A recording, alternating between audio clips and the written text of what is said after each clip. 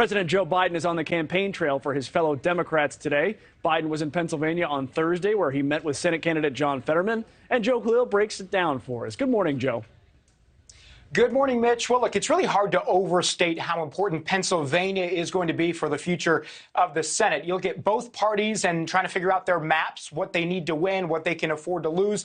And it seems like the road to the majority for both of them runs through Pennsylvania. And we saw that again on display yesterday. President Biden in Pennsylvania, stumping for John Fetterman. There were questions about whether they were going to be doing any public events together, side by side in front of the cameras, or whether it was just going to be private events. And we got our answer yesterday, which was both. They started out doing the public stuff in Pittsburgh. President Biden appearing with John Fetterman at the site of a bridge collapse there. They were talking about the president and the administration's infrastructure law, how that is going to help. And then later on, after Pittsburgh, they went to Philadelphia.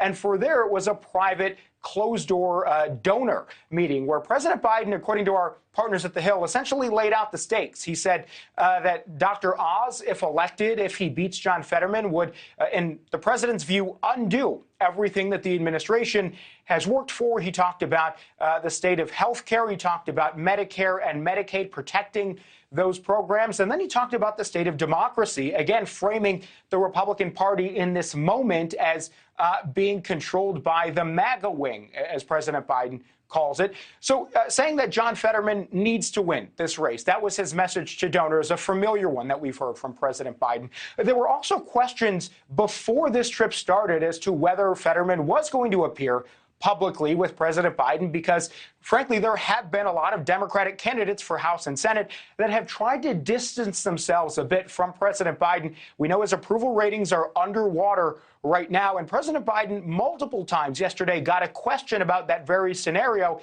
Here's how he answered it. John Fetterman's going to appear with you today in Pennsylvania, but there haven't been that many candidates campaigning with you. Why are more? That's not true. There have been 15. Count, kid, count. Now, Fetterman's going to need all the help he can get right now because he had a comfortable lead at one point in the polls a couple of weeks ago, but Dr. Oz has really cut into it. Republicans have had a good last 2 weeks or so, polls trending their way. This race now, according to a couple of polls, just within 2 points, within the margin of error. So it is going to come down to the wire. And then there are also questions still about Fetterman's health after that stroke. We've seen his speech impacted in many ways on the stump. Again, as polls closing in, there are certainly going to remain questions about his health heading into their one debate that they're going to have next week. We should also mention, Mitch, that even as this debate is coming up in the closing weeks, polls are still shifting, but voters are already voting. Early voting through mail has begun in Pennsylvania, so voters already making their choices as this race continues and comes down to the wire there.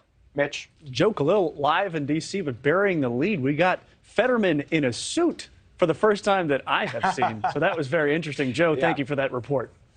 NewsNation, by the way, the only place where you can watch John Fetterman face off against Dr. Mehmet Oz. Coverage begins Tuesday, October 25th at 7 p.m. Eastern on Debate Night in America, and that will come to you live from the capital of Harrisburg. Thanks for watching. Go to newsnationnow.com to find NewsNation in your cable lineup. And don't forget to click the red subscribe button below to get more of NewsNation's fact-based, unbiased coverage.